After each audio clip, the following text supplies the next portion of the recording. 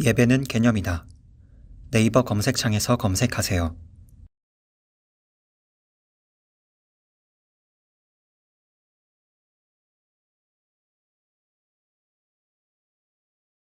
하나님 말씀 보셨습니다. 하나님 말씀 잠언 15장 29절입니다. 하나님 말씀은 잠언 15장 29절 말씀, 구약성경 927페이지입니다. 구약성경 927페이지 잠언 15장 29절 말씀 찾으셨으면, 잠언 15장 29절 말씀 찾으셨으면 우리 다 같이 한 목소리로 봉독하시겠습니다. 시작. 여호와는 악인을 멀리하시고 의인의 기도를 들으시느니라. 아멘. 이 시간은 기도론 6번째 강의가 되었습니다. 칭의와 기도라는 제목으로 하나님 말씀 증거하도록 하겠습니다. 칭의와 기도. 우리는 계속적으로 기도에 대한 성경적 가르침을 살펴보고 있습니다. 성경적 가르침을 살펴보고 있다라고 하는 이 얘기는 무슨 얘기이기도 하냐면, 우리 기도가 어떻게 이방인들의 기도 그리고 비성경적인 기도와 얼마나 차이가 나느냐에 관한 문제이기도 합니다.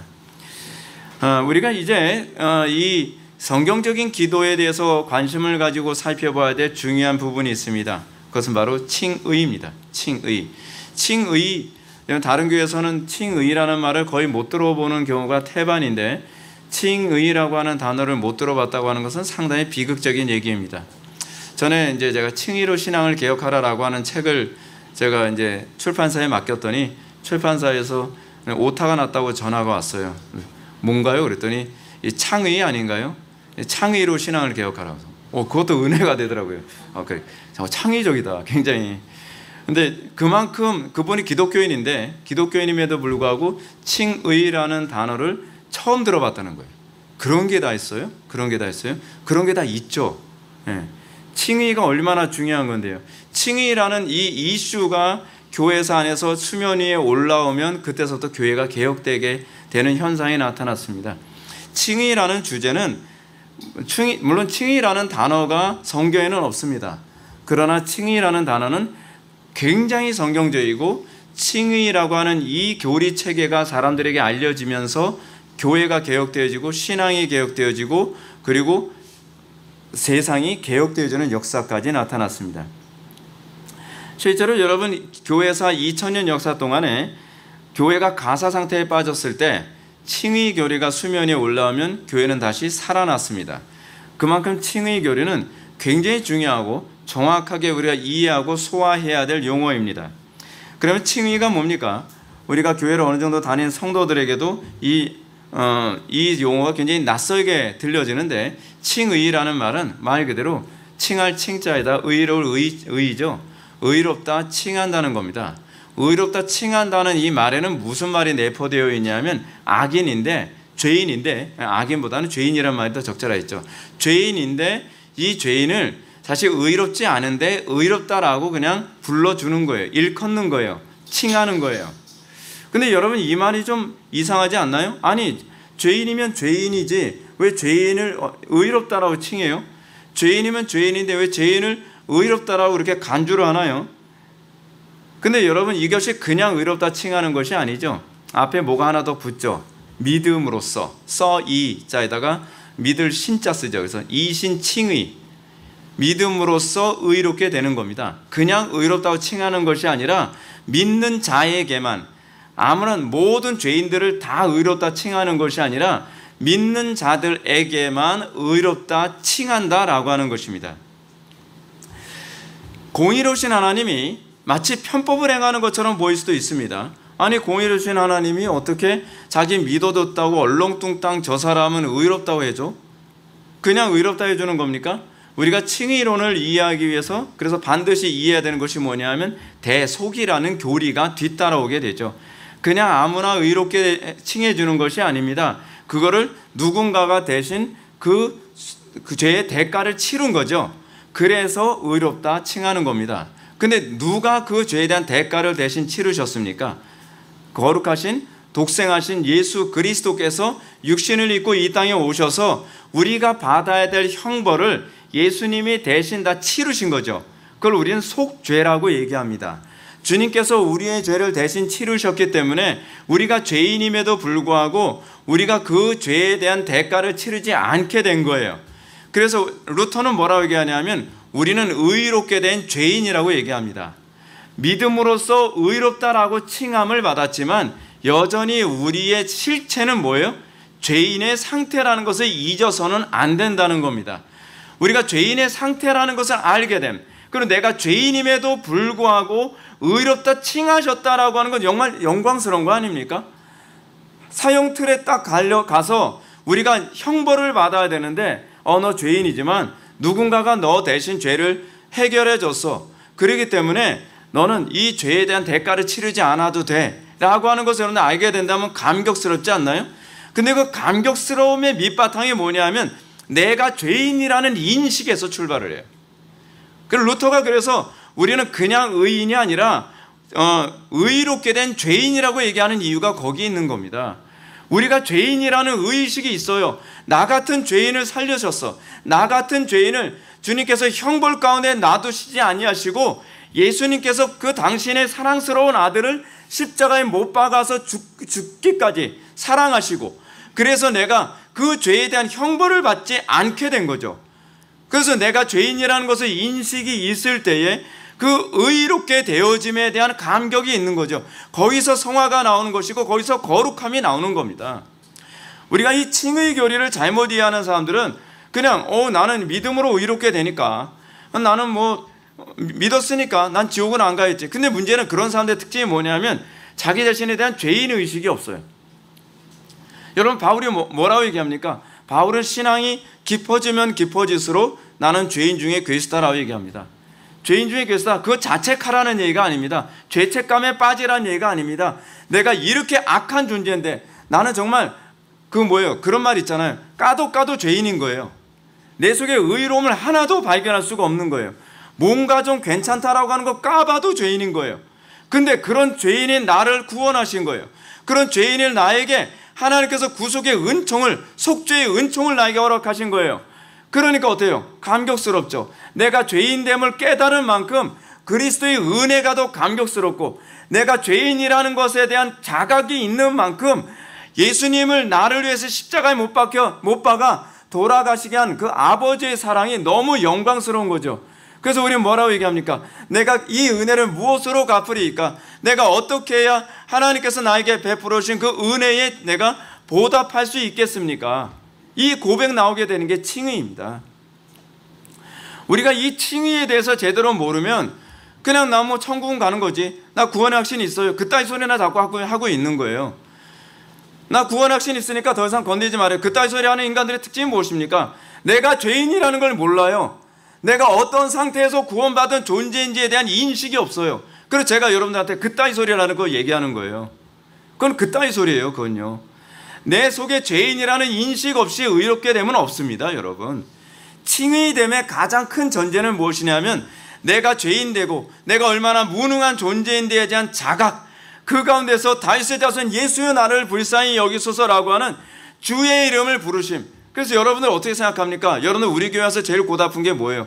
그냥 믿었으면 구원받았다라고 좀 쳐주지, 뭐 그렇게 까다롭게 해.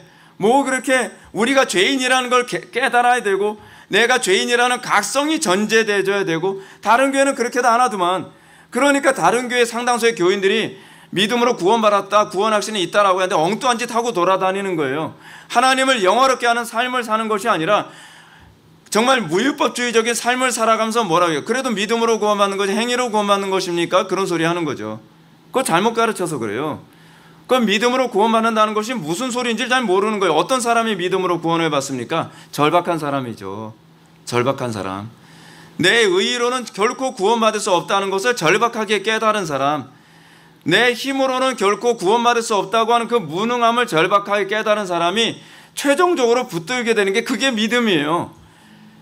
믿음으로 구원받는다는 게 그걸 얘기하는 것이 그냥 믿어요, 그냥 깃털같이 가벼운 말투로 그냥 믿으니까 그냥 구원받겠죠.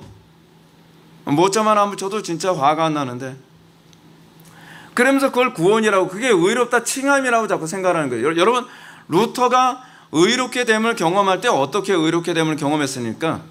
그걸 믿음으로 그렇게 되는 거구만. 루터가 그렇게 구원받았습니까? 아니죠. 루터가 자기의 구원을 믿음으로 그리스도를 붙잡기까지는 자신의 무능함, 자신의 악함에 대한 처절한 가운데 있었고요. 그 가운데에 그 성경책 수도 없이 봤는데 이제까지 안 보였던 그 성경 구절이 있는 거죠. 로마서 1장 26절 27절 말씀이 갑자기 보이기 시작하는, 오직 의인은 믿음으로만 사는 거였네. 근데 루터가 과거에 그 의인이라는 개념을 어떻게 이해를 했었냐면, 내가 선을 행해야만, 그래야 그 의로움 가지고서 구원받는다고 생각하는 거예요. 그래서 루터가 성경 읽으면서 제일 공포스러웠던 게 뭐냐면, 복음에는 하나님의 의가 나타나나니 그 말씀이 너무 혐오스러웠던 거예요.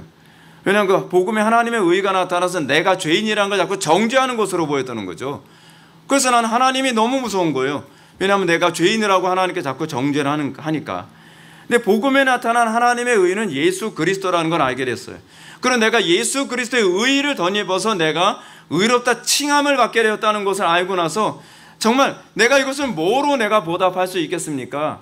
내가 어떻게 해야 이 은혜를 내가 감당할 수 있습니까? 하면서 그에게 나타났던 것이 뭐예요? 그게 일평생 하나님께 종교개혁자로서 헌신된 삶을 살 수 있게 된 거죠. 그러면서 어떻게 살았어요? 그가요, 책을 몇 권 썼다고요? 3100권.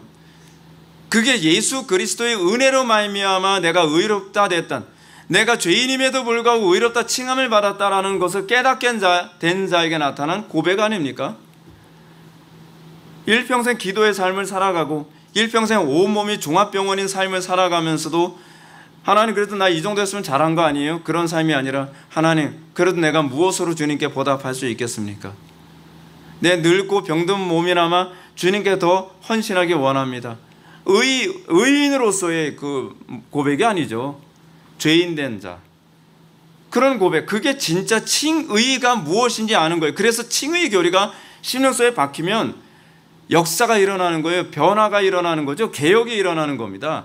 가정이 개혁이 일어나고, 교회가 개혁이 일어나고, 사회의 개혁이 일어나는 거예요. 왜냐하면 죄인이 의롭다 칭함을 받는다는 것이 얼마나 영광스럽고 복된지를 깨닫게 됐기 때문에 그런 것입니다.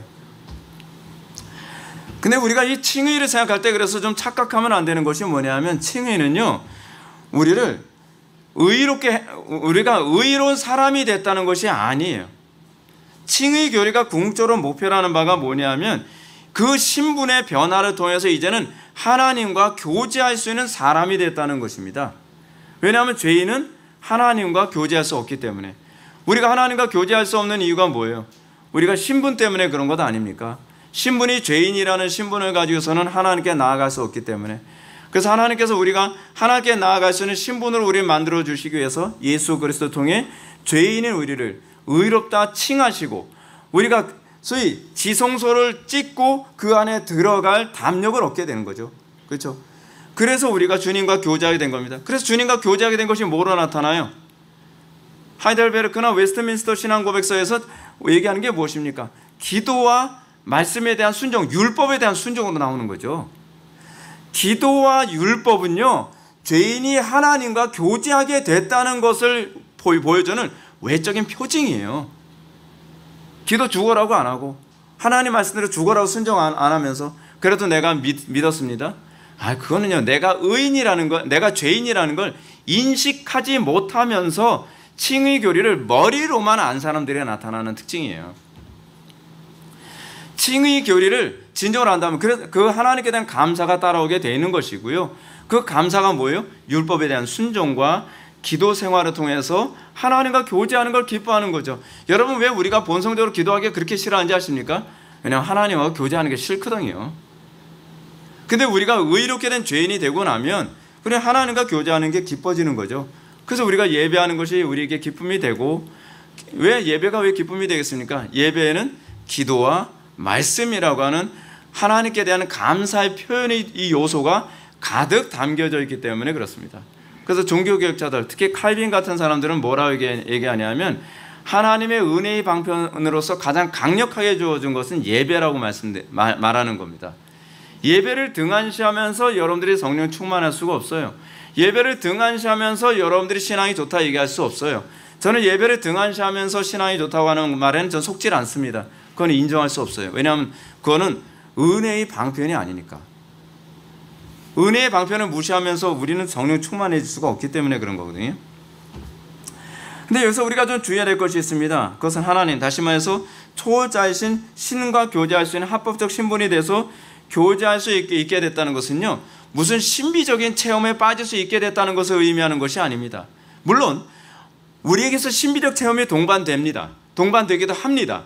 근데 그것이 목적이 아니라는 겁니다. 본질적으로 우리가 하나님과 교제할 수 있게 됐다는 것은 우리가 하나님의 계명을 즐거워해서 그 말씀대로 따를 수 있게 됐다는 거죠. 어떤 고난과 어려움이 있더라도 주님의 말씀을 따르고 준행하며 하나님을 영화롭게 하는 삶을 살 수 있게 됐다는 것. 그리고 또 뭡니까? 우리가 기도할 수 있게 됐다는 것. 그렇죠? 그래서 기도는 하나님과 관계가 합법적 신분으로 회복된 신자에게 마땅히 나타날 수밖에 없는 것이라고 얘기하는 거죠. 누가 이런 얘기합니까? 누가요? 오웬 같은 사람들이 그런 얘기 하잖아요. 우리가 하나님과 관계가 회복됐다면 기도는요, 자연스러운 거예요. 마치 뱃속에서 갓 태어난 아기가 자기 의지와 관계없이 숨을 쉬게 되는 현상과 같죠. 어저께 최경화 대표가 태교에 관해서 이제 강의를 하면서 그런 얘기를 합니다. 아기들이 참 신비롭더라고요. 아기가 뱃속에서 태어나잖아요. 태어나고 나면 이 아기는요, 자동적으로 엄마 젖꼭지를 찾아간대요. 그냥 배 위에다 올려놔도 기어서 찾아간대요. 왜냐하면 엄마의 모유의 냄새가 자기 뱃속에 있었던 그 물을? 양수의 냄새와 거의 똑같대요. 그래서 아이가 그 양수의 냄새를 찾아서 올라가요. 여러분, 그게 신자예요. 우리가 왜 말씀을 사모하게 되는지 아십니까? 그게 우리가 하나님의 생명이 오로지 말씀을 통해서만 우리에게 주어진다는 거. 그리고 숨 쉬는 것도 여러분, 뱃속에서 숨 쉬어본 경험이 없는 아이가 태어나면 숨을 쉬어요.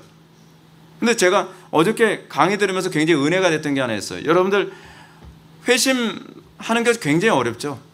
회심하는 게 굉장히 어렵죠. 근데 회심하는 게 어렵다는 게 뭐냐면, 뱃속에 있는 아이가 엄마의 몸에서 나올 때 이 아이가 이게 머리가 이렇게, 우리 사람 머리가 이게 몇 개 조각으로 이렇게 벌려져 있잖아요. 근데 엄마 뱃속에서 나올 때 이게 꽉 조여지면서 머리가 그 ET처럼 길어지면서 나오잖아요. 근데 그때 고통이요, 산모가 겪는 고통의 8배래요. 그러니까 애가 태어나서 안 울면 이상한 거죠. 예. 그냥 아파서 우는 거예요. 괴로워서. 예. 그러니까 여러분, 한 사람이 회심해서 주께로 돌아올 때 얼마나 큰 진통 가운데 태어납니까? 근데 목회자가 아무리 성도들을, 양들을 회심의 길로 인도한다고 하더라도 제가 생각해 보니까, 저 사람들 아픈 거에 비하면 나는 8분의 1이구나. 그런 생각이 드는 거예요.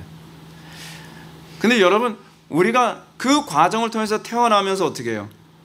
그리고 우리는 호흡을 하고 우리는 양식을 찾아요. 그래서 내가 생명이 있음을 알게 되는 것이죠. 여러분, 그런데 여러분, 이방 종교에서의 그 가르침의 가장 심각한 문제가 무엇인가? 칭의가 전제되질 않아요. 내가 죄인된 상태에서 하나님을 어떻게 만나는가에 관한 얘기가 전제되지 않아요. 여러분, 바리새인들의 기도의 문제가 뭔지 아십니까? 바리새인들은요, 내가 죄인된 내가 어떻게 하나님을 만날 것인가 별로 그거 관심 없죠. 그냥 형식적으로 그냥 기도하는 거예요. 이방인들의 기도의 문제가 무엇입니까? 이방인들의 기도도요, 그냥 그 기도에 내가 죄 문제를 어떻게 해결하고 하나님과 교통할 것인가에 관한 개념이 없어요. 여러분, 상당수의 교회에서 여러분 기도를 가르칠 때 기도의 방법론만 가르치지 않나요? 뭐 기도 이렇게 해야 돼, 몇 시간 해야 돼, 어떻게 해야 돼. 아니요, 가장 본질적인 문제는 내가 죄인으로서 하나님과 어떻게 죄 문제를 해결했느냐에 관한 문제부터 접근해 들어가야만 합니다. 신분이 해결 안 되는데, 하나님과 관계할 수 있는 신분이 안 되는데 어떻게 방법론이 통할 수 있겠습니까? 뭐 몇 시간 기도했냐? 다 웃기는 얘기예요. 방언으로 기도하냐? 다 웃기는 얘기라는 거죠. 그리고 얼마나 부르짖고 기도하냐? 그것 다 웃기는 얘기예요. 더 본질적인 것을 접근해 들어가야죠. 그거는 부산물이에요. 부산물. 가장 본질적인 게 뭐예요? 하나님과 나하고 관계가 해결됐느냐에 관한 문제부터 접근해야 돼요. 그게 칭의예요. 칭의가 해결되지 않으면 여러분들 아무리 부르짖고 기도해도 소용이 없어요. 물론 여러분들 주의 이름을 부르는 이 문제에 있어서는 좀 차원이 다르죠. 제가 지난 시간에 말씀드렸던 것처럼 제가 반복해서 말씀드리진 않겠어요. 근데 요즘에 이 한국교회 안에서 가장 많이 확산되는 이상한 이방 종교적 기도가 뭡니까? 관상기도죠. 관상기도라는 얘기가 무슨 얘기냐면 신을 이렇게 관망하고 바라본다는 그런 기도거든요. 근데 문제는 뭐냐면 죄인된 우리가 어떻게 하나님을 관상할 수 있어요? 이 문제에서 접근하지 않는다는 것이 가장 치명적인 문제죠. 죄로 인한 하나님과 관계가 단절된 상태 문제를 도외시하고 단순히 심리학적 최면설 방법으로 내가 기도를 잘하고 있는 것처럼 사람들을 선동하고 있는 거죠. 이 기도법에는 하나님과 인격적인 관계는 전혀 염두에 두지 않습니다. 단지 심리학과 최면술이 주는 종교적 엑스타시만 가득한 거예요.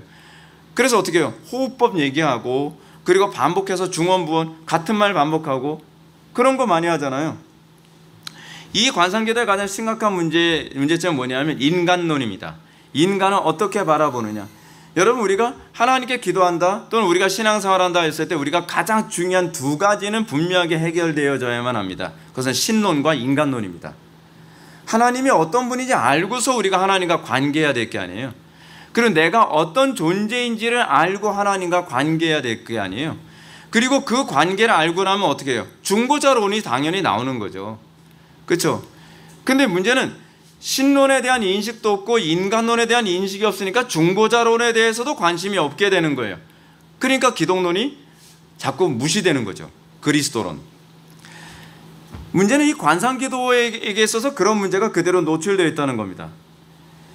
관상기도에서는 인간의 상태를 어떻게 이해를 하냐면 우리는 하나님과 이미 하나의 상태라는 것을 전제합니다. 자신이 그 사실을 깨닫지 못하고 있는 것에 불과하다는 거예요. 그래서 여러분 관상기도하는 사람들의 특징이 뭐냐면 죄 문제를 해결하는 것이 아니라 마음을 비우는 데 주로 관심을 많이 가져요. 그래서 어떻게 하나님과 내가 합의를 할 것인가, 어떻게 하나님과 내가 오버랩 될 것인가에 관한 부분에 대한 테크닉적인 얘기, 기술적인 얘기만 자꾸 얘기하고 있는 거죠. 근데 여러분 이게 전형적인 철학이라니까요. 이게 전형적인 해결주의고요. 이게 영지주의고 이게 뉴에이지예요. 왜 천주교나 불교에서 가르치는 이 관상기도가 잘못되느냐. 내가 죄인된 상태이므로 하나님 앞에서 나의 죄 문제를 해결해야 된다는 인식 없이 그냥 내가 이미 의로운 사람이고 나는 구원받은 사람이라는 걸 전제로 해요. 근데 요즘 한국교회가 어떤가요? 우리의 죄 문제 해결해야 된다는 얘기 별로 안 하잖아요. 그냥 영접게 됐으면 나 구원받은 거로 도매값으로 치고 그걸 전제로 해서 어떻게 해요? 근데 기도가 안 되는데요? 그러면 기도가 안 되면 어떻게 하죠? 영접게 돼서 여러분들 뭐 구원받은 사람이니까 그 다음에 기도 잘 되게 해줄게요. 그래서 관상기도 가르치고 그리고 이상한 중언부언하는 기술적인 것만 자꾸 가르치면서 어떻게 해요? 자꾸 사람을 괴물로 만들어가는 거죠. 자꾸요. 괴물로 만들어가요. 그러면서 신앙생활 오래 했는데 자꾸 무당이 돼가는 거죠. 그러므로 관상기도에서 얘기하는 이 구원이란 마치 불교와 같아요. 불교는 뭐예요? 성불되는 거죠. 근데 성불을 다른 말로 얘기하면 합일이에요. 신과 내가 합일되는 것이거든요. 이게 천주교에서 얘기하는 관상기도가 목표라는 겁니다. 그러므로 이 개념이 히피들에게도 그대로 나타나는데 히피들이 여러분 왜 막 마약하고 뭐 그 못된 짓 하고 인생을 그렇게 사는지 아십니까? 그것이 마약이나 대마초를 하는 것이 신과 합의라는 방법이라고 생각했기 때문에 그래요. 그 사람들이 무슨 뭐 그걸 물론 즐기는 거죠. 즐기는 것도 있는데 궁극적인 목적이 뭐냐면 그런 엑스타시 상태에 들어가야 신과 내가 합일될 수 있다고 생각하는 그런 가르침 때문에 그렇습니다. 근데 이것이 부작용이 많으니까 어떤 식으로 이게 바뀌냐면 이제는 명상운동으로 바뀐 거예요. 명상운동. 그래서 어떻게 해요? 명상음악 나오잖아요. 그게 뉴에이지 음악이거든요. 뉴에이지 음악이 명상에 잠기기 위해서 만든 음악이에요. 그래서 그 음악을 하면 음악들은 어때요? 자꾸 우울해지잖아요. 우울해지면 사람들이 자꾸 이렇게 생각이 자기 내부로 자꾸 향하게 되거든요. 기독교 신앙은요, 우리의 사고가 내부로 향하는 것이 아니라 외부로 향하는 겁니다. 아버지를 더 알아가는 것. 아버지를 알아감으로써 내가 보이는 것이지 내 자신에 대한 깊이 있는 명상을 통해서 하나님을 알아가는 게 아니에요. 그래서 명상의 특징이 뭐냐면 내 속에 신의 빛을 찾는 차원에서 명상을 하거든요. 그래서 그 사람들이 주로 뭘 많이 하죠? 침묵기도 같은 걸 많이 하는 이유가 거기에 있어요. 왜냐하면 조용한 상태에서 뉴에이지 음악 같은 거 틀어놓고 자기의 마음이 거기에 우울한 상태에서 이렇게 침울해지면 그 안에서 내 속에 내가 신이라는 그 빛을 발견하는 거죠. 뭐 그런 데서 나온 것이 아마 일루미나티가 아마 그런 것을 염두에 두고 있는 것 같아요. 근데 그러면서 내 속에는 신적인 속성을 발견함으로 내가 신이라는 걸 발견하죠. 그것이 소위 뉴에이지 운동이나 관상기도나 히피들의 명상운동의 특징이에요. 근데 기독교가 가르치는 성경의 가르침은 어때요? 우리는 우리 밖에 계신 하나님에 대한 인식, 그리고 그 하나님을 통해 내가 죄인이라는 인식을 하게 되죠. 하나님을 바라봄으로 내가 보이는 것. 뉴에이지는 내가 신이라는 것, 내 속에는 신성을 발견함으로 내가 신이라는 것을 발견하는 것. 완전히 다르죠. 방향 자체가 정반대예요. 근데 많은 사람들이 이런 뉴에이지적인 운동이 성경적인 기도라고 생각을 하면서 점점 이방 종교화 돼버려요. 저 가는 거죠. 그렇게 타락해져 가는 겁니다. 기도가 잘못되면 자동적으로 그렇게 바뀌어 가는 거예요. 놀라운 사실은 이런 흐름이 대부분의 교회가 중생을 통해 칭의가 돼야 비로소 올바른 기도가 가능하다는 점을 가르치지 않는 것이라는 차원에서 같이 가고 있다는 거죠. 다시 말해서 하나님과 관계회복 없이 기도 잘하는 방법을 가르치려고 무진장 애를 쓴다는 겁니다. 요즘 기도를 가르치는 교회들이 대부분 그렇습니다. 하나님과 나와 어떻게 관계를 회복하고 회복된 관계 안에서 어떻게 그 깊은 기도를 경험할 것인가를 가르치질 않아요. 그래서 어떻습니까? 그냥 기도의 방법론. 몇 시간 기도. 옛날에 그런 기도 했었어요. 뭐 4시간 기도하는 법. 4시간 기도한다고 해서 달라지나요? 안 달라져요. 많이 기도한다고 달라지는 게 아니에요. 방언으로 기도한다고 달라지는 것 아닙니다. 여러분들 관상기도처럼 뭐 주기도문 몇백 번, 몇천 번 외운다고 뭐가 달라지는 것 아닙니다. 가장 본질적인 것, 제가 우리 교회에서 항상 관심을 갖는 본질은 뭐냐면 하나님과의 관계예요. 여기서 출발하게 되면 자동적으로 기도가 안정적으로 가게 됩니다. 방법론은 그 이후에 알아서 따라오는 거예요. 방법론이 무엇을 만들지 않아요. 그것이 기독교 신앙의 특징이에요. 그러나 하나님과의 관계 안에서 다양한 방법이 나올 수는 있죠. 그것이 다양성이에요. 여러분, 김남준 목사님도 관상기도의 문제점을 이렇게 얘기합니다. 인간이 중생과 회심을 통해 하나님께 돌아간다는 의미가 아니라 관상을 통해 본래 자기 모습을 찾는다는 의미다. 이것이 로마 가톨릭에서 얘기하는, 천주교에서 얘기하는 관상기도의 특징이죠. 그러면서 이런 기도는 전형적인 이방 기도이며 반성경적인 기도임이 틀림없습니다. 그러면 성경은 우리에게 어떤 식으로 기도하라고 가르칠까요? 칭의와 관련해서 우리는 오늘 이 기도에 관해서 좀 더 면밀하게 찾아볼 것입니다. 자, 성경이 요구하는 기도의 핵심은 솔라 피데, 오직 믿음에서 출발합니다. 믿음으로 하지 않은 건 아무것도 아니에요. 여러분들이 제가 누누이 말씀드리죠. 근데 여러분들은 누누이 잊어버리죠. 뭐요? 믿음을 따라 행하지 않죠. 우리는 기도도 믿음을 따라 행해야 되고요. 우리는 교회 봉사도 믿음을 따라 행해야 되고요. 우리는 많은 선택을 하고 많은 결정을 할 때도 항상 믿음을 따라 행해야만 합니다. 근데 우리는 믿음을 따라 살아가는 것을 굉장히 불편하게 생각합니다. 자, 그럼 이제 질문을 던집니다. 믿음으로 기도해야 된다는 것이 무엇을 의미합니까? 오직 믿음이 도대체 뭘 의미합니까? 그냥 믿습니다 하면 되는 거 아니에요? 이거 주님께서 기뻐하실 줄 믿습니다. 그건가요? 그게 아니죠. 그건 자기 믿음이죠. 여러분, 앞에서 제가 말씀드렸던 것처럼 예수 그리스도께서 완성해 놓으시는 완전한 의를 믿는 믿음, 여기서 출발하는 것, 이것이 바로 믿음으로 기도한다는 개념이에요.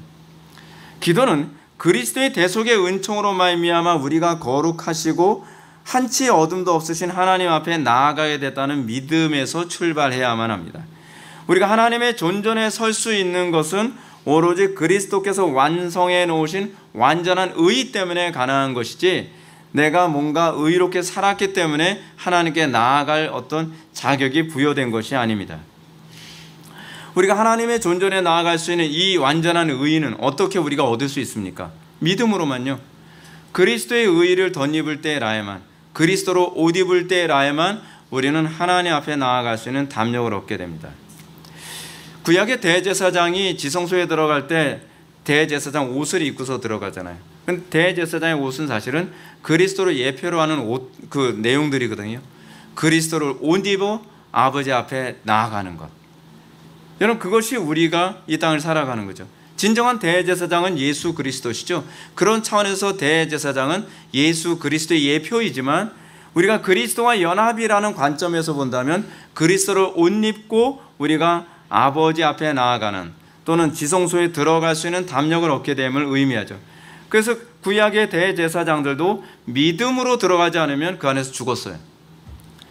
그러니까 내가 대제사장이기 때문에 내가 이 옷을 입었기 때문에 내가 지성소에 들어갈 수 있는 것이 아니라 내가 믿음으로 그리스도를 덧입었을 때라야만 지성소에 들어가서 죽지 않을 수 있게 되는 거죠. 그 관점을 우리가 염두에 두고 믿음으로 우리가 그 지성소에 들어가 아버지와 대화를 하는 것이라는 이런 관점을 가지고 있어야만 합니다. 기도란 우리가 하나님의 얼굴을 대면하는 행위입니다. 그러기 위해서는 우리가 무엇보다 하나님의 얼굴을 대면할 수 있는 의의가 필요합니다. 그 의의는 내 의의로서는 불가능합니다. 기도로 하나님께 나아가는 자는 무엇보다 자기의 죄 문제가 해결되어져야만 합니다. 그래서 대제사장이 지성소에 들어갈 때 어떻게 합니까? 먼저 자기 죄 문제를 깨끗이 해결하는 제사부터 하고 들어갑니다. 이 죄 문제가 해결되지 않으면 지성소에 들어간 대제사장은 죽을 수밖에 없는 거죠. 그것은 신약시대의 성도들이 예수 그리스도의 보혈의 피로 말미암아, 물론 그 당시에 대제사장도 똑같습니다.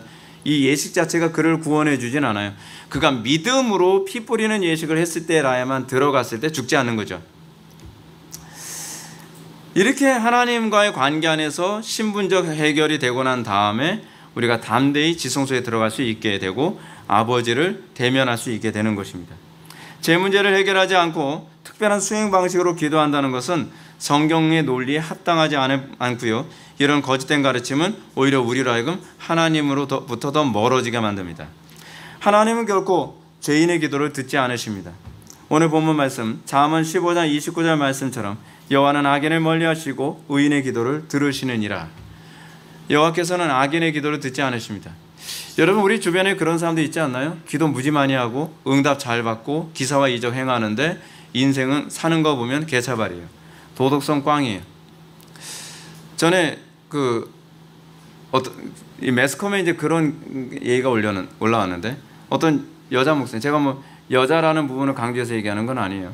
근데 어떤 여자 목사님이 음식점에 딸하고 같이 들어왔던가 같이 가지고서 식사를 하는데 기껏 고기 다 먹고 나서 고기가 별로 좋지 않다고 돈 절대로 낼 수 없다고 박박 우겨가지고서 매스컴까지 탄 유명 인사가 된 분이 있어요. 도대체 전 개인적으로 그래요. 왜 그런 분들은 목사님이 되시려고 그렇게 애를 쓰셨는지 모르겠어요. 신앙이 뭔지를 모르시는 분이시거든요. 여러분, 우리는 거룩해야 우리는 천국 가는 거 아닙니다. 그렇다고 해서 우리가 믿음이 있는데 행동은 개차발해도 된다고 하는 것도 아닙니다. 우리가 믿음이 있다고 한다면 우리에게 나타나는 것은 자동적으로 거룩이죠. 근데 그 거룩은 구원받을 조건으로서의 거룩이 아니라 대속의 은혜에 대한 감격을 아는 사람들의 거룩이죠. 근데 문제는 뭐냐면 그런 사람들, 대속의 은혜를 내가 아무리 봐도 그 사람 잘 모르는 사람 같은데 기도 응답 되게 잘 받아요. 예언도 해주고요. 그렇지 않으면 은사도 많이 나타나고 기도도 몇 시간씩 4시간 5시간씩만 한다고 해요. 경건의 능력은 하나도 안 나타나는데 그 기도는 분명히 기억하십시오. 하나님께서 들으시는 기도 아닙니다. 그럼 누가 들으실까요? 다른 어떤 좀 얼굴 시커먼 놈이 들을 수도 있어요. 시커먼 놈 누굴까요? 악한 영이 듣고 미혹의 영이죠. 그렇게 해서 마치 그것이 성령의 역사인 것처럼 다른 사람들을 미혹하는 겁니다. 오늘날 성경에도 없는 기도법을 가르치는 사람은 기도하는 사람에게 죄 문제를 철저히 해결하도록 가르치지 않고 방법과 기술로 기도의 효력을 어떻게 하든지 볼 수 있는 것처럼 가르칩니다. 이런 가르침에 익숙해진 사람은 항상 기도하지만 신기하게도 결코 거룩해지지 않습니다. 항상 기도하는데 거룩해지질 않아요. 믿음이 자라지도 않습니다. 주의 이름도 귀신도 쫓고 능력도 하고 병도 고치고 설교도 잘하고 은사도 많이 나온다고 하지만 그 삶 속에서 그리스도를 아는 향기가 전혀 풍기질 않아요. 세상과 구별되는 경건의 능력도 나타나지 않습니다. 항상 배우나 진리에 이르지 못합니다. 기도 잘못하고 있는 겁니다. 여러분, 점검하십시오. 제발 점검하십시오. 기도하는데 내가 안 변한다? 그건 기도를 잘못하고 있는 거예요. 기도하는데 내가 안 변해도 되는 거 없습니다. 어떤 분은 그렇게 기도해도 안 변할 수도 있는 거 아닌가요? 안 변할 수도 있는 게 아니라 기도를 잘못하고 있는 거예요. 정상적으로 기도하고 있으면 바뀌어야 돼요. 그것이 정상이에요. 근데 우리는 그걸 점검을 안 해요. 점검을 하라 그러면 굉장히 기분이 나빠해요. 근데 점검해야 돼요. 왜냐하면 여러분들에게 시간이 많지 않기 때문에 그렇습니다. 여러분 시간 많은 것 같습니까? 주님 오실 날이 여러분 멀지 않은 것 같지 않나요? 저는 주님 오실 날을 떠나서 저는요, 내가 주님 앞에 설 날이 멀지 않을 수도 있겠다는 생각이 점점 많이 들어요. 점검해야죠. 왜 나에게는 경건의 능력이 안 나타나는가? 왜 나는 항상 배우나 진리에 이르지 못하는가? 나는 왜 기도한다고 하는데 그 기도의 능력이 제대로 나타나지 않는가? 점검해야죠. 근본적인 것부터 점검해야 돼요. 놀랍게도 이런 거짓된 가르침에 대부분의 교인들이 거부감을 느끼지 않고 점검하지 않는 이유는 간단합니다. 자기의 칭의에 대한 분명한 이해가 없기 때문에 그렇습니다. 자기 자신의 신앙에 대해서 명확하게 점검하려 들지 않기 때문에 그래요. 그래서 어떻게 해요? 내 귀에 달콤한 설교를 찾아다니죠. 나를 의인이라고 아예 규정해주고 얘기해주는 설교를 되게 원하죠. 근데 여러분, 그거 독입니다. 여러분들 달게 느껴지만 그게 여러분들 속에서 여러분들 영혼을 다 죽입니다. 한국교회 왜 이 지경 되는지 아십니까? 자기 귀를, 가려운 귀를 긁어줄 스승만 따라다니니까 이 지경 된 거예요. 정신 못 차리죠. 이 지경까지가 안 돼도 정신 못 차립니다. 하나님께서는 죄인들을 물리치시고 의인의 기도에만 귀를 기울이십니다. 이 말씀을 염두에 두고 기도에 집중하십시오. 그러나 여기도 우리가 조심해야 될 부분이 있습니다. 그것은 우리가 하나님의 존전에 나아가기 위해 필요한 의로움은 우리의 의로움이 아니라 그리스도의 의라는 것을 기억해야 된다는 거죠. 근데 이 부분과 관련해서 제가 두 가지 양태를 제가 좀 말씀드리고 싶습니다. 그리스도의 의만 필요하다라고 해서 여러분들의 경건이 필요 없다는 얘기가 아닙니다. 여러분들의 경건이 필요합니다. 그러나 그것이 아버지 앞에 나갈 수 있는 근거가 아니라는 것뿐이죠. 여러분, 우리는요, 신앙생활하면서, 우리 기도 생활하면서 기도를 실패하는 대표적인 두 가지 사건이 있습니다. 하나는 뭐냐면 불경건하게 살았기 때문에 기도가 안 되는 사람이 있고요, 경건하게 살았기 때문에 기도가 안 되는 사람이 있습니다. 경건하게 살았기 때문에가 어떻게 해당이 되나요? 들어보시면 알 수 있습니다. 첫 번째로 우리가 불경건한 삶 때문에 우리가 기도가 안 된다는 이유는 나의 불경건한 모습 때문에 내 의로는 아버지께 나아갈 수 없다고 하는 자기의적 태도 때문에 그렇습니다. 여러분들이 하나님께 나아가는 건요, 여러분들이 얼마나 의로운 삶을 살았느냐는 아버지 하나님은 별로 관심이 없습니다. 우리는 왜 자꾸 내 의를 가지고 하나님 앞에 나아가려고 하는지 몰라요. 여러분들이 불경건하게 살았든 경건하게 살았든 여러분들이 하나님께 나아갈 때 여러분들이 필요한 것은 오직 믿음일 뿐입니다. 우리는 오로지 예수 그리스도의 의를 덧입어 아버지께 나아갈 뿐입니다. 여러분들이 불경건하게 살았으면 어떻습니까? 그때야말로 더 아버지께 나아갈 조건이 잘 구비됐다는 거 아십니까? 왜요? 마음이 가난해지잖아요. 여러분들이 불경건하게 살았든지 여러분들이 죄를 범했든지 그랬을 때 어때요? 심령이 가난해지잖아요. 다윗처럼 기도하게 되지 않습니까? 나를 주님 앞에서 멀리하지 마시고 주의 성령을 내게 거두지 마옵소서. 우리가 놀라운 게 뭐냐면 다윗이 우리아의 아내 밧세바를 범하고 나단의 책망을 듣고 난 다음에 그가 기록했던 이 시편은 성경이 됐어요. 여러분, 다윗이 범죄한 이후에 기도했기 때문에 그 기도가 더 형편없는 것이 아니라 그럼에도 불구하고 그가 그리스도를 붙들고 기도했기 때문에 그 기도조차도 성경이 될 수 있었다는 것을 기억해야만 합니다. 하나님께서 원하시는 것은 상한 심령이지 우리의 의로운 행동이 아닙니다. 여러분들이 얼마나 의롭게 살았냐? 너희가 의롭게 살았으니까 오늘은 네 기도 좀 더 잘 들어줄게. 그거 아니거든요. 하나님께서는 네가 믿음으로 기도했느냐, 믿음으로 기도하지 않았느냐, 네가 그리스도의 의를 덧입어 기도했느냐, 아니면 네 의로 덧입어서 기도했느냐, 하나님께서 그것에 대해서 질문을 던지시는 거죠. 사탄은 여러분들에게 어떻게 작용합니까? 계속적으로 여러분들의 의에 관한 문제를 가지고 여러분들을 정죄합니다. 참소합니다. 야, 네가 그따위로 인생을 살았는데 오늘 하나님께서 네 기도를 받으시기나 하겠니? 야, 나라도 안 받는다. 그건 막이니까 안 받는 거예요. 예. 여러분, 사탄은 끊임없이 우리의 의의를 자극을 합니다. 야, 그래도 하나님께 나아갈 뭔가 건덕지라도 있어야지. 네가 오늘 하루 산 거 보면 아침부터 저녁까지 그냥 개차발이잖아. 근데 무슨 면목으로 네가 하나님께 나아가니? 그랬을 때 우리는 어떻게 나와야 됩니까? 사탄아 물러가라. 너는 나를 넘어지게 하는 자로다. 하나님께서 원하시는 것은 나의 의의가 아니라 그리스도의 의의라는 것을 다시 묵상하며 우리는 하나님께 이렇게 기도해야 됩니다. 하나님, 나는 죄인입니다. 나는 무능합니다. 그래서 예나 지금이나 주께서 내 기도를 들으시는 근거는 항상 그리스도의 의의를 기초로 해서 들으신 줄 믿습니다. 우리는 그런 차원에서 하나님께 나아가야 되죠. 하나님께서는 이렇게 죄에 대해서 무너진 성도의 기도를, 그런 자녀의 기도에 귀를 기울이신다는 거 알고 계십니까? 시편 34편 18절에 보면 여호와는 마음이 상한 자에게 가까이 하시고 중심에 통회하는 자를 구원하시는도다. 또 하나님께서 말씀하십니다. 하나님이 구하는 제사는 상한 심령이라. 하나님이여 상하고 통회하는 마음을 주께서 멸시치 아니하시리이다. 하나님께서는 상하고 통회한 심령, 정말 애통해하는 심령, 그 죄 때문에 넘어져서 심령이 가난해진 그 심령에 대해서 하나님께서는 긍휼히 바라보십니다. 하나님은 우리가 죄를 범하고 기도 나왔을 때 아이고 너는 벼룩도 낯짝에 있지 네가 무슨 낯짝으로 나에게 오니?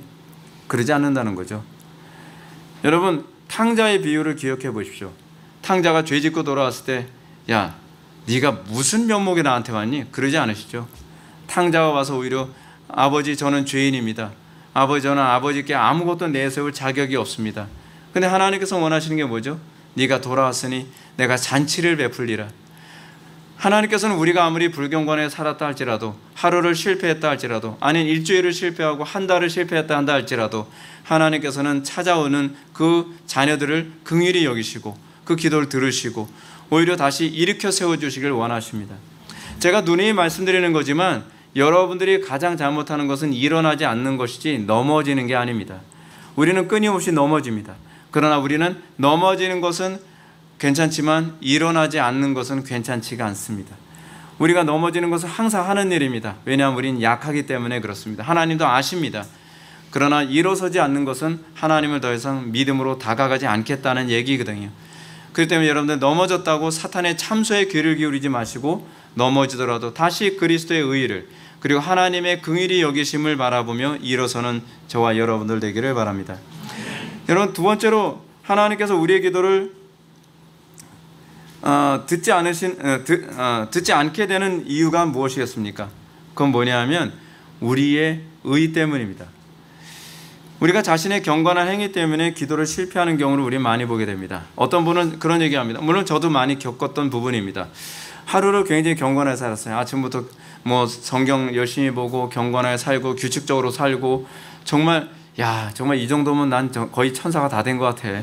막 그렇게 생각할 만큼 정말 괜찮게 살았다고 생각을 하는데 그날 저녁에 무릎 꿇고 기도하면 기도가 도무지 안 되는 거예요. 왜 이렇게 기도가 안 되지? 근데 저만 그랬나 했더니 다른 분들한테도 그런 얘기 했더니 저도 그랬는데요, 그런 거예요. 근데 그 이유가 뭐냐면 내 의의를 가지고 하나님께 나아가려 했기 때문에 그렇습니다.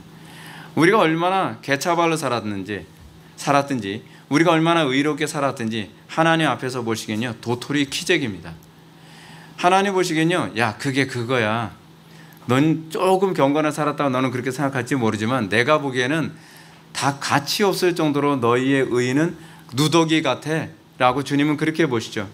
그래서 우리가 얼마나 경건하게 살았든 불경건하게 살았든 우리는 예나 지금이나 동일하게 하나님께 나아갈 때는 그리스도의 의의를 덧입어야만 합니다. 물론 이런 건 있습니다. 여러분들이 불경건하게 살면 그만큼 성령을 소멸했기 때문에 기도가 안 되는 일은 생겨요. 성령을 소멸하면서 기도가 잘 되기는 바라지 마십시오. 근데 여러분들이 경건하게 살면 그만큼 성령으로 충만한 삶을 살았고 그만큼 하나님께 나아가는 데서 성령의 충만한 상태이기 때문에 훨씬 수월한 건 사실이죠. 그러나 가장 중요한 문제는 무엇이냐면 우리가 아버지께 나아가는 것은 얼마나 성령 충만했느냐보다는 그리스도의 의의를 힘입었느냐, 그렇지 내 의의로 나아가려고 했느냐에 관한 문제라는 것을 절대로 잊어서는 안 된다는 것입니다. 어찌됐든 자신의 의로운 삶도 하나님의 존전에 나아갈 어떤 근거가 되지 못합니다.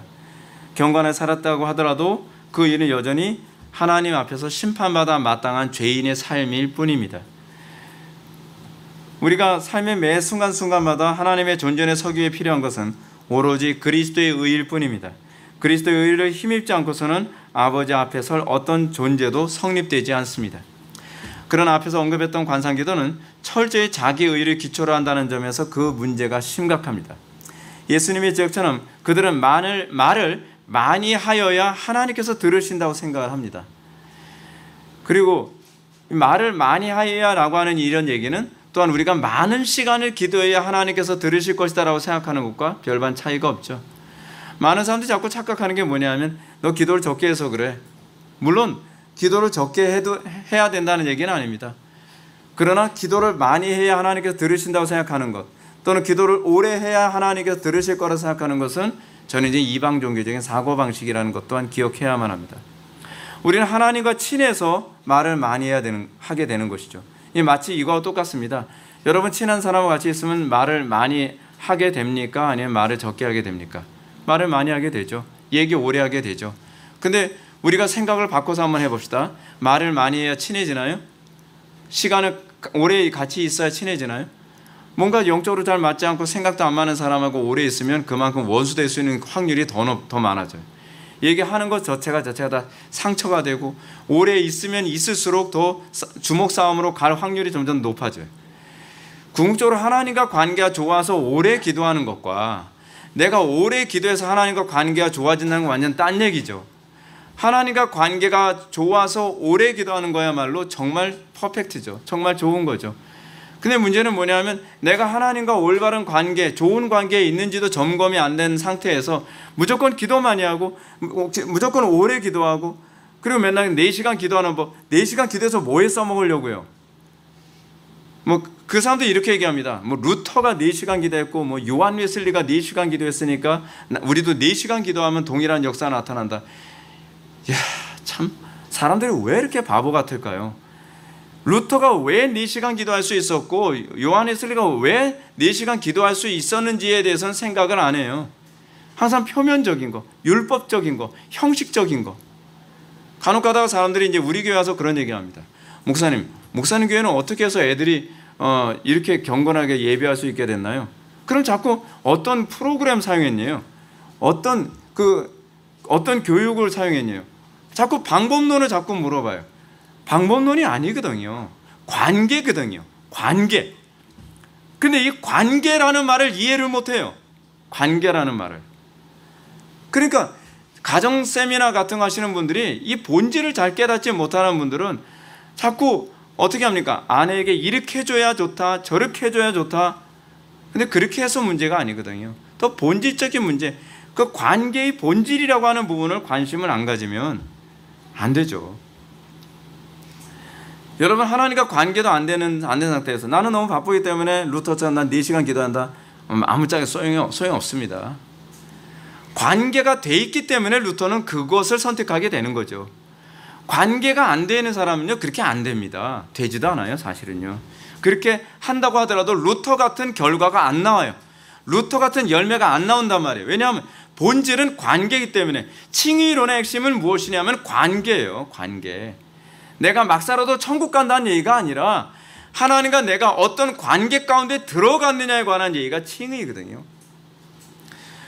그러므로 우리는 이렇게 자기의 정성과 의로 응답의 수단을 삼으려 하는 이방인적인 기도 태도를 철저히 경계해야만 합니다. 자기 의야말로 우리가 하나님께 나아가는데 가장 큰 장애물입니다. 우리가 하나님께 나아가는데 무조건 우리가 잊어서는 안 되는 것은 그리스도의 의일 뿐입니다. 그래서 솔라 피데, 오직 믿음이라는 교리가 그래서 나오는 것이죠. 그래서 칭의 교리를 우리가 바르게 이해하고 기도한다면 우리는 다음 같은 말로 기도를 시작해야만 합니다. 주여, 저는 주님 앞에 감히 설 수 없는 죄인입니다. 저는 주님 앞에 설 어떤 의의도 없습니다. 그러나 예수님께서 우리를 위해 이미 완성해 놓으신 의의를 힘입어 기도의 자리에 나왔습니다.